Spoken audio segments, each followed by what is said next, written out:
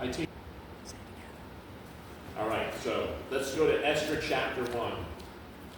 And we left off last week with after the introduction, we talked about what went on in verses, I don't know, it was 3 through 9 or 4 through 9, was the three parties that they had. They had the government party, then the king had his own party, and then the queen had her own party.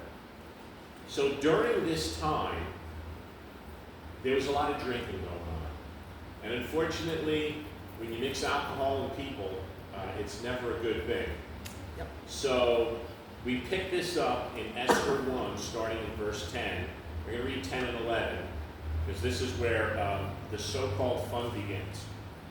So it says in Esther 1, in verse 10, on the seventh day, when the heart of the king was merry with wine, he commanded Mehuman, Biztha, Harbona, Bigtha, Abagatha, Zithar, and Carcass, the 7 chamberlains that served in the presence of Ahasuerus the king, to bring Vashti, the queen, before the king with the crown royal, to show the people and the princes her beauty, for she was fair to look upon.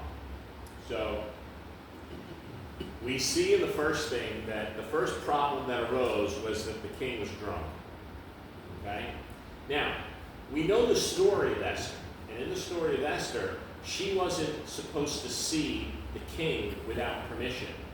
Well, it wasn't normal for the king to summon the queen without giving her advance notification. And this way she could do all her things and, put on her makeup and dress herself up and do whatever. That's not this, okay? And we know that when he summoned her, he was drunk. So this, according to Jewish tradition, this request came from an argument among the men at the feast as whose country had the most beautiful women. And Ahasuerus decided to settle the issue by putting his wife, the queen, on public display. And technically, unless it's an event where they're going to both walk down the street, together, whatever, that's not a normal thing. You don't just call in your wife and say, here, show off. But there's a lot more to it than that. This is your background? This is the... Are you reading? Well, I'm giving you a little bit more detail Okay. on that verse. Okay. Right? So we're in 10 right now, and 10 and 11. So now this comes from Jewish history, and the problem that I have with some of the things that I read is these people weren't Jewish. So to assign Jewish tradition to it doesn't make a whole lot of sense. So I was a little bit confused as I was reading about it. But I agree with, maybe they just worded it wrong. It wasn't Jewish tradition. It was that the argument they had came from historical accounts of what was going on. That would make more sense to me. And in that time period, all of these guys got together, all the kings, and he's showing off his stuff. And by the way, we see that theme right throughout the book of Daniel with Belshazzar and Nebuchadnezzar and Darius, where they're all flaunting what they have. And this is no different. Okay? Now those were some of those, they were not most, I guess some of them were Persian, and that's what this is. We're dealing with the Persian people here. So they wanted to show off and say, hey, who's more beautiful than another? So now, I had thought this, and I wasn't quite sure that it was true, but then I started reading a little bit more. This wasn't where she was to put on her finest apparel and put on her crown, and she was supposed to dress herself up in all her beauty. What he wanted to do was he wanted to show her off in modest way. He kind of wanted the queen to come out there and maybe not be quite fully modest in her dress. Oh, Okay? And he wanted to show, my woman's better looking than your woman, and I'll show it to you by having her become more and more lewd. And apparently, because they were drunk, they all said, let's, all start taking things off. And that seems to be what was going on. In the back of my mind, when I thought that he wanted to bring her out and flaunt her around, because why would she get so angry? You have the beautiful queen, and she puts on all her clothes and all her splendor and goes out and he's parading her around. Listen, so you gotta be balked at for a little bit. But if there was immodesty in what he asked her to do, that would make sense of why she said, heck no, I'm not coming out there and taking anything off. That's definitely not what I was hired to do. I'm a queen. And so apparently they got into a little bit of it. So, then we move into verse 12, Esther 1, verse 12. But the queen, Vashti, refused to come at the king's commandment by his chamberlains. Therefore was the king very wroth, and his anger burned in him. Now, I picture this part, him being in a drunken stupor, okay? And he may have said things that he really wouldn't have said had he not been drunk, okay? But Queen Vashti still refused to come. And now remember, just because this is a book of the Bible doesn't mean that we're looking at it from the lens of morality, through the lens of God and his moral laws or anything like that, okay? But there was still kingly tradition. And when the king called, the queen came, okay? That's really all there was to it. They could have had her beheaded for that, okay? Because the king was the king. Now, because he's not a godly man, so to speak, in any way, shape, or form, he could have said, well, then off with her head. And she would have been executed. But he didn't do that. So maybe there was a little bit of semblance of, I'm drunk, but I'm not that drunk, and he didn't have her killed at that time. Now, there's been a lot of things that were written that I again, did not 100% agree with. And I like to take the Word of God at face value, but I also like to take it, based historically as well. And we cannot apply Christian principles or Christian thinking to an ungodly nation. Okay? Now, I'm not saying that God didn't work through these situations. God obviously set this up so that Queen Vashti was gone. She was no longer the queen. When we get done seeing this, she's not the queen anymore. She was told to pack her bags and hit the road. Okay? And by the way, you leave everything here because none of it belongs to you. So, you have to remember this, not in the sense of morality, that she may have had her own personal morality, but it wasn't biblical morality. So what could she have done? Well, she could have said, King, I'll come out there, but I'm not going to do what you ask me. Because who knows what else he asked her to do? We just don't know. But she could have obeyed in a way where she would have obeyed and not lost her queenship. But she probably got insulted, offended, ticked off, and said, you know who you're talking to? You're talking to the queen. who are you talking to? And he's like, not anymore, I'm not. So we don't know how that transpired. But so one of these commentators put in here, the Bible says that wives have a special responsibility to submit to their husbands. So I put in my notes, unfortunately, this didn't apply back then, as there were no such rules for Christians because there weren't any Christians back then. So for someone to bring in a New Testament principle into something that took place in 440 BC was I think it wasn't proper. But the principle for us applies that a woman that's married should be obeying her husband as long as he's not asking her to sin. And if he does ask her to do something which would either skirt the level of morality of his wife, then she should appeal to him and appeal to his authority, but never should she cross the line. Now, Queen Vashti could have done this too, but we don't know what the rules were back then because that's for another study. The laws of the Medes and the Persians. All right? And he quoted this in Ephesians 5:22.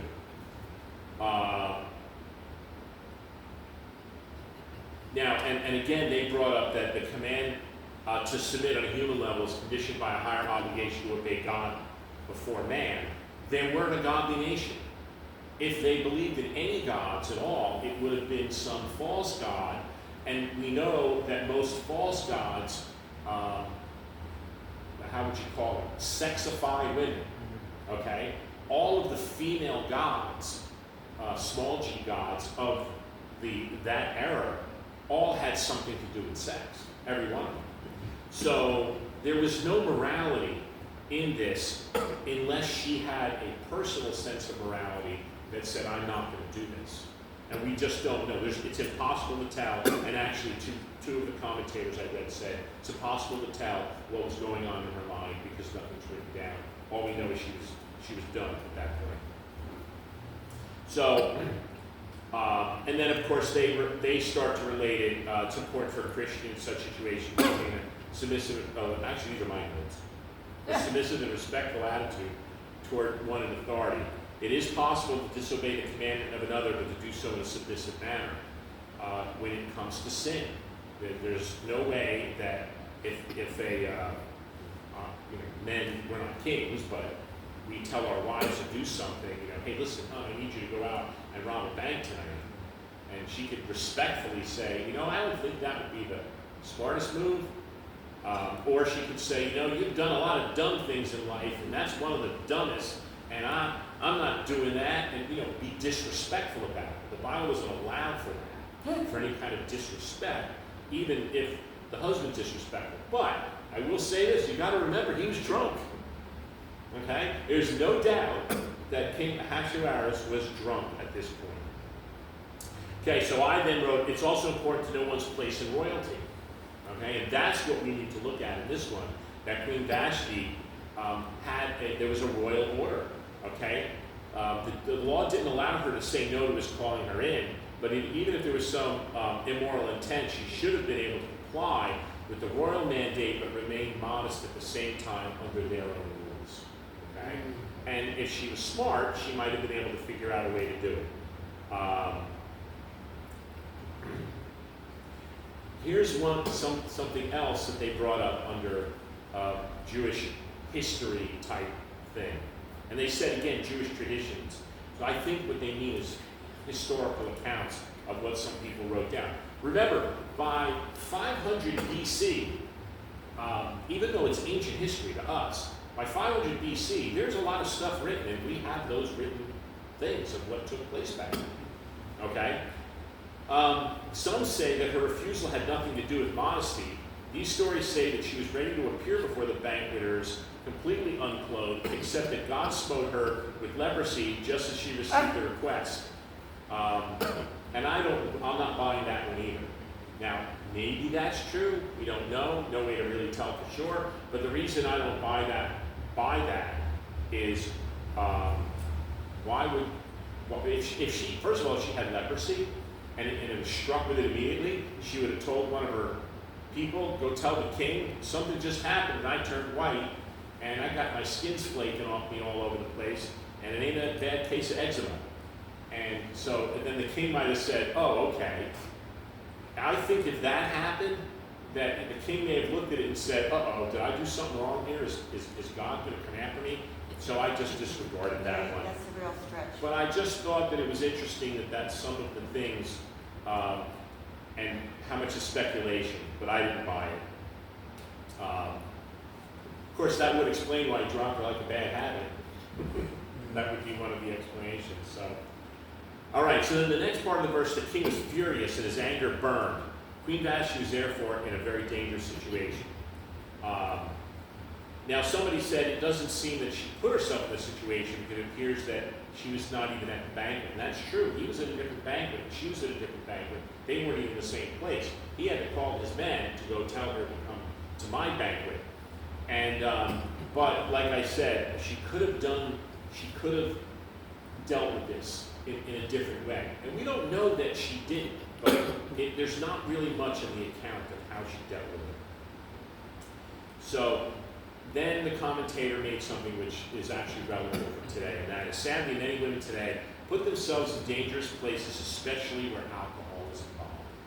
And so that even though there are a lot of things that we don't know of what took place back then, we do know that alcohol is not a good thing, and it's never a good thing. And it wasn't a good thing then, and it's not a good thing today. And it's like when people go out and they go to bars, women go to bars to meet men, and they have a little bit too much to drink, and then bad things happen. It's because you shouldn't have been at a bar trying to meet a guy. You know, go to a church to meet a guy. Now that's kind of funny, but you know, go somewhere else. Go find a hobby and meet a guy at a hobby place, but not a bar. So alcohol is very, very bad. It shows a severe lack of wisdom when people do that. But it gives no justification to the sin of men against an unwise woman in such a situation. So somebody did account for that. And let's see, what else? Some people made a couple of comments about some other things that I just think were just extraneous to what we're talking about. So, bottom line is, he was drunk, he called for her to come in, there was probably some level of immodesty that was going on when he wanted her to come in, and she refused. So then we move on to Esther 1, verse 13, and we'll read 13 through 22. Then the king said to the wise men, which knew the times, for so was the king's manner toward all that knew the law and judgment. And the next unto him was Karshana, Shathar, Admatha, Tarshish, Muriz, Marsena, and Mikumin. Sounds like a spice. And the 7 princes of Persia and Media, which saw the king's face, and which sat first in the kingdom. So in other words, he had his princes there with him too.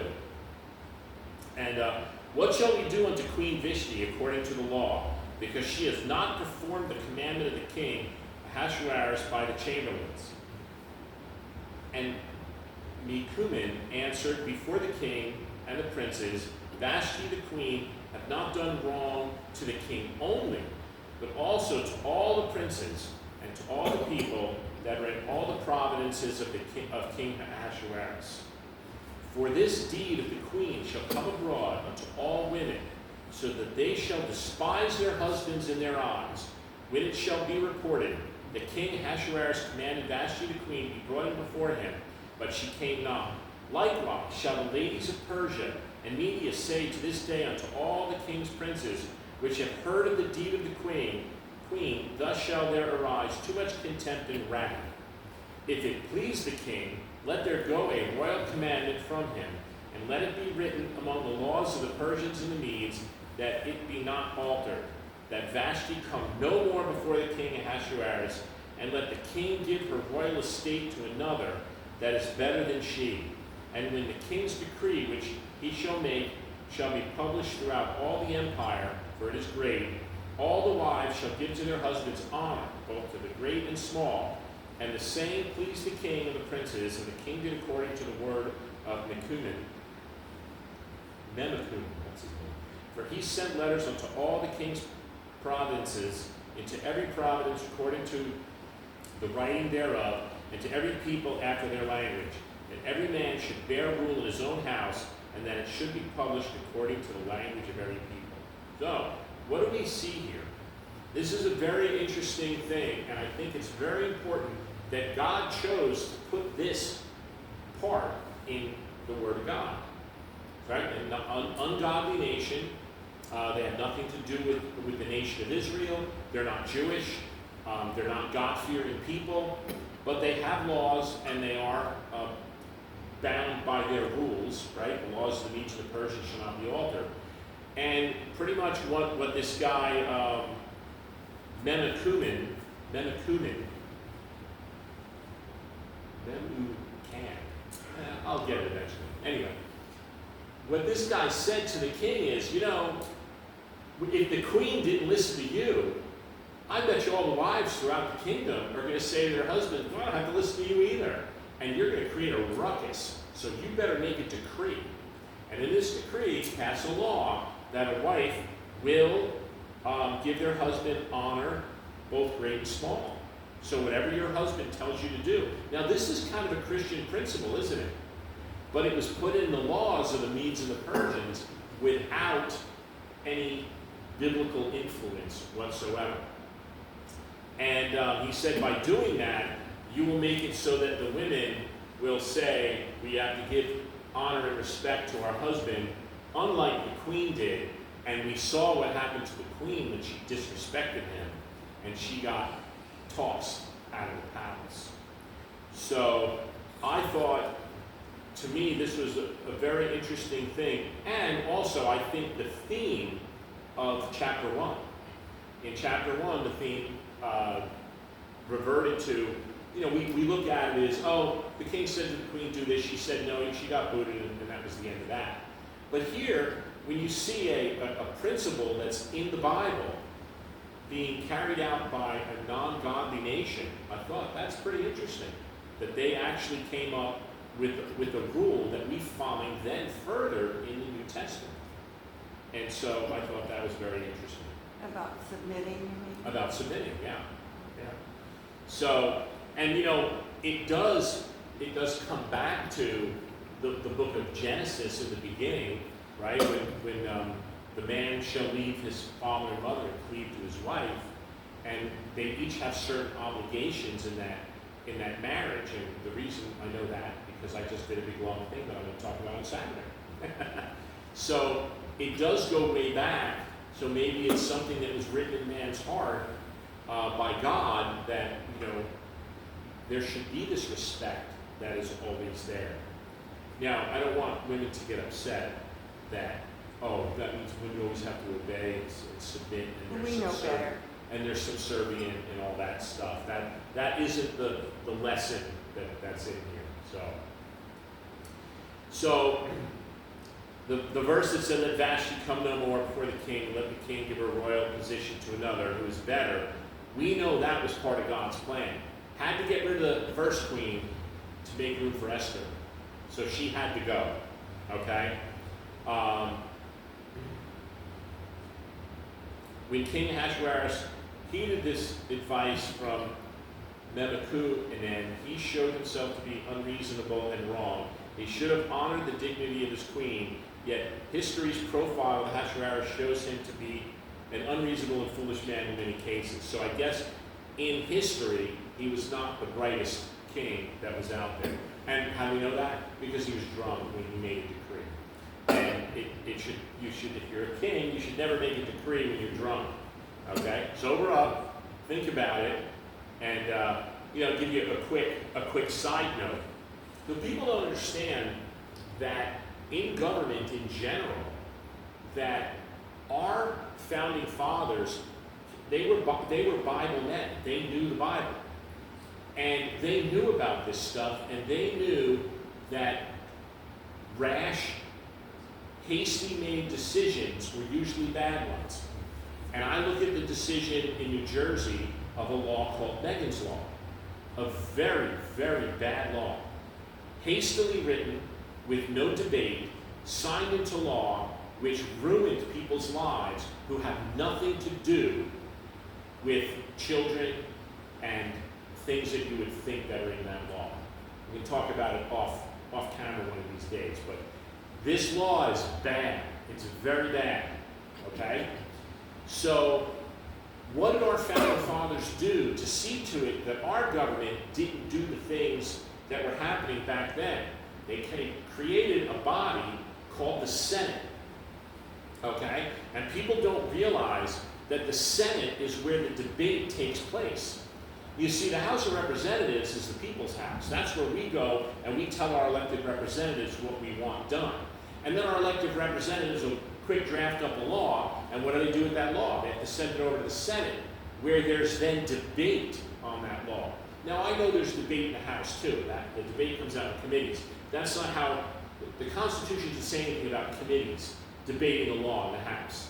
They say that the law is written mostly in the House and sent to the Senate for debate. The debate that takes place in the Senate, based on the rules, not Senate rules, but the Constitution, is that the Senate is a slow process, very slow. In order to get a law instituted in our country, it should take months to institute a law. Why? Because the Senate purposely slows that down so people can't make rash decisions like Ahasuerus made in the Bible. And time is given to those people who say, how many times have you ever heard it? Oh, there ought to be a law. And my answer is, no, there shouldn't be. Our country was never intended to be a nation of laws. We were supposed to be a nation where we trusted in God, and God's law was written upon our hearts, and therefore we would not sin against God by committing acts toward our fellow man. But in the certain cases where there were things that needed to be dealt with, when the government had to make a law, that law should have been well thought out. And if somebody sits there and says, let's pass this law really quick and get this done, what was the president who said, we have to do this right now, or it's the end of our democracy? Remember that president? Barack Obama. Every time he spoke, we got to do this right now. No, we don't. We have to wait, and we have to stop, and we have to think. And that's the problem with all of these three-letter agencies that are not part of our government, that are making rules that then become codified into law through Code of Federal Regulations. That's not how our government is supposed to work. So they can say something stupid like, well, every time you exhale, you're polluting the planet, therefore, something. And we're going to make a law, so you can't exhale. Oh, by the way, your car's now illegal too, because all that stuff it puts out is destroying the planet. Really? Where is the debate and the scientific evidence brought forward to have an honest debate about these things? So our government was purposely set up so this couldn't happen. And people are not taught that in school. I was not taught that in school. It wasn't until I did a deep dive into the Constitution and our founding fathers and the debate that they had before signing the Constitution. You know, it was like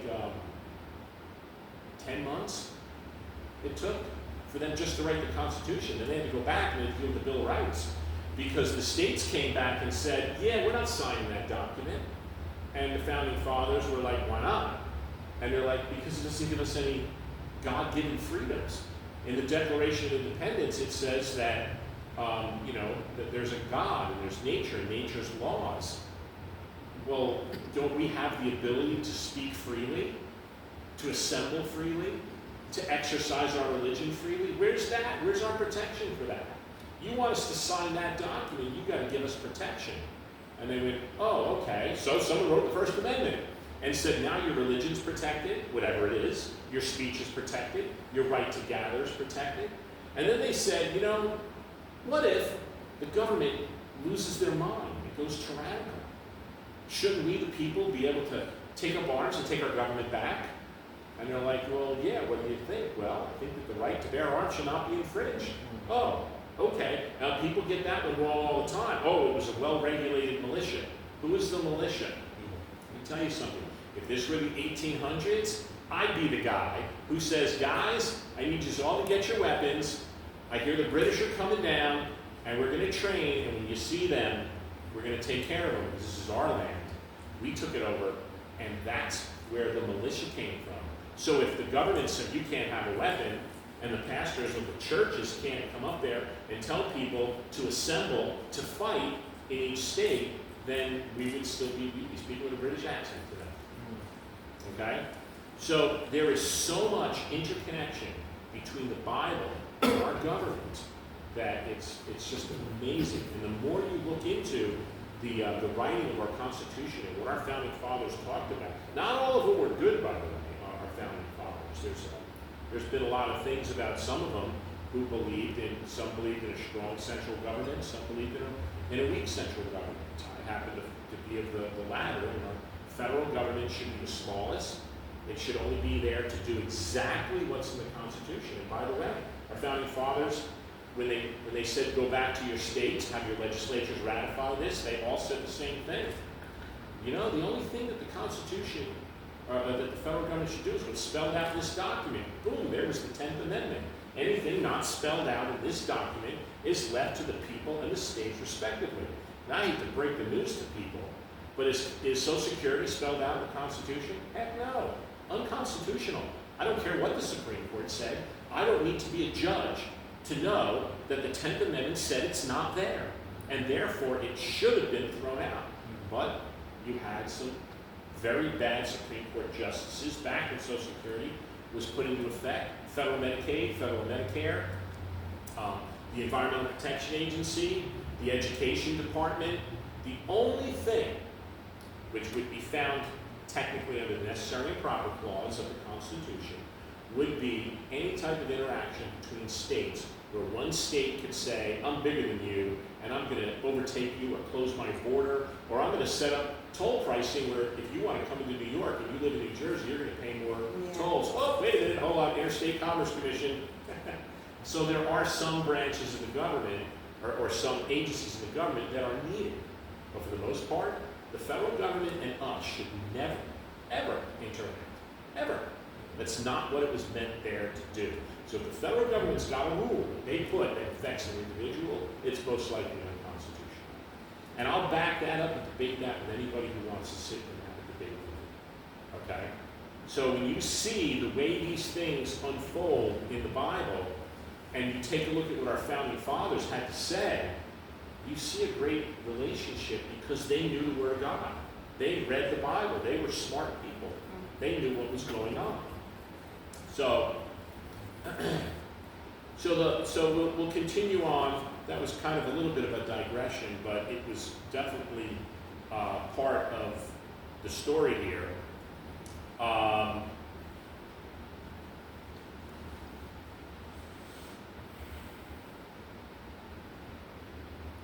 There's anything else. I think that was pretty much it.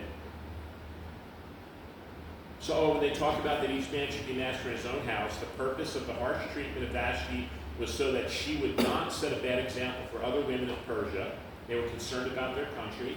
They were concerned about, the whole country going to heck in a handbasket because the queen did something which then set precedent for other women to do what she did. She was also afraid that the story may not have come out properly, where people would have not realized why Vashti said no, and they would have thought that it's okay to despise their husbands if they ask them to do something, because, and again, this goes to why I believe there was a component of immorality in there, because there was no reason for her not to come and be flaunted around as a beautiful woman, and it says she was fair to look at, that means she was beautiful, that women would then despise their husbands for asking them to do anything. And like I always say too, what people do from the pulpit, the congregation, what the people in the pulpit do in moderation, the congregation will do in excess. So if I break a rule, you guys will probably break them even more. And it's the same thing in a family. If the father and mother break certain rules or don't set a solid example, the kids will do it even more. The one that stood out the most to me with that is cursing. Me and Christina don't curse. We're not that kind of people. And so our kids don't curse. But I look at families who mother and father are constantly cursing, and the kids from the time they're like 8 years old, the F words coming out of their mouth every time they talk. And I'm thinking, where did you learn that from? My mom, my dad? The neighbors. The neighbors? The neighbors are like that. I was like, wow.